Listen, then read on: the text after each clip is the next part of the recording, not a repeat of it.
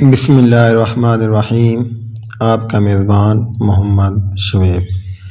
میری رقم کسی صاحب کے پاس پھنسی ہوئی ہے، لیکن میری رقم نہیں نکل کر دے رہی۔ اب نوبت میرے ہاتھ جوڑنے پاؤں پکڑنے تک آ گئی ہے کہ کیا پتہ میری عاجزی اس کا دل نرم کر دے اور یہ میری رقم مجھے دے دے۔ ابھی کچھ دن قبل ایک صاحب نے میری رقم کی بازیابی کے لیے کچھ پڑھنے کے لیے عملیات بتائے۔ بات یہ ہے، دنیا کہاں جا رہی ہے جبکہ ہم کہاں جا رہے ہیں۔ ہم نے اسلام کو کیا بنا دیا، یہ میری سمجھ سے باہر ہے۔ اسلام زندگیوں میں، لین دین میں، اعمال میں، کردار میں ہونا چاہیے تھا، جبکہ ہم نے اس کو تعویذات، عملیات تک محدود کر دیا اور بربادی ہمارا مقدر بن گئی۔ ابھی چند دن قبل میرے دوست جناب غلام قادر صاحب، جو کہ تقریباً 15 سال سے جدہ میں ہیں، پاکستان آئے اور مجھ سے ملنے تشریف لائے۔ کیونکہ سال میں ایک دفعہ کی ملاقات ہے، لہذا محفل جمی اور بے تکلف باتوں کا دور چل نکلا، اور باتوں میں انہوں نے مجھے وہ بات بتائی جو کہ میں یہاں تحریر کر رہا ہوں۔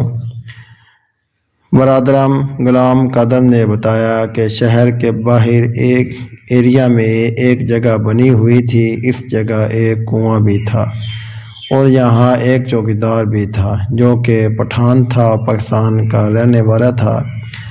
بات یہ کہ ہماری فیکٹری میں ایک پاکستانی کام کرتا تھا، وہ کچھ دن سے نظر نہیں آتا تھا۔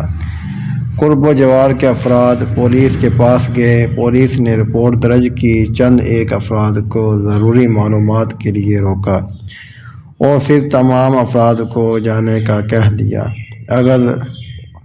کہ اگر ضرورت پڑی تو تم سے رابطہ کر لیا جائے گا۔ اب پولیس نے اپنی کارروائی شروع کی۔ اس شخص کا موبائل فون ڈیٹا نکلوایا گیا، اس کی کس سے بات ہوئی تھی یہ سارا ریکارڈ پولیس نے نکلوا لیا۔ اس ریکارڈ کی روشنی میں تفتیش شروع کر دی۔ تفتیش کرتے کرتے وہ اس جگہ پر پہنچ گئے اور چوکیدار کو گرفتار کر لیا گیا۔ کیونکہ یہ فیکٹری کا چوکیدار تھا، لہذا فیکٹری مالکان کو بلوایا گیا۔ اب پولیس نے تفتیش کی روشنی میں پوری تفصیل گوشہ گزار کی اور اس چوکیدار نے پاکستانی کو مار کر لاش کنویں میں پھینک دی۔ معاملہ یہ تھا کہ مقتول کے ویزے کی میعاد ختم ہونے والی تھی اور اس پاکستانی کو اس چوکیدار نے لارے رتے دیے تھے کہ تم مجھے کچھ خرچہ وغیرہ دے دو، میں تمہارے ویزے کی مدت بڑھوا دوں گا۔ اور نتیجہ یہ کہ چوکیدار نے اس شخص کا پیسہ کھا لیا۔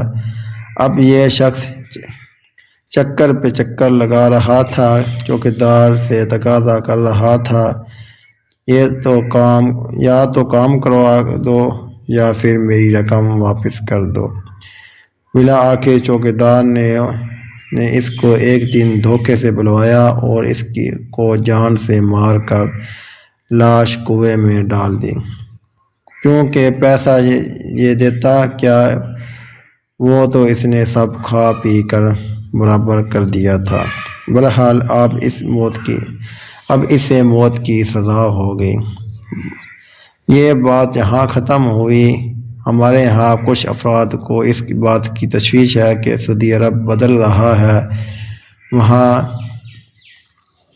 افریقن علاقہ شکیرا ناچی ہے، وہاں ریسلنگ کے مقابلے ہوئے ہیں۔ غرض یہ کہ حرمین شریفین کی جگہ پر بدلاؤ آ رہا ہے۔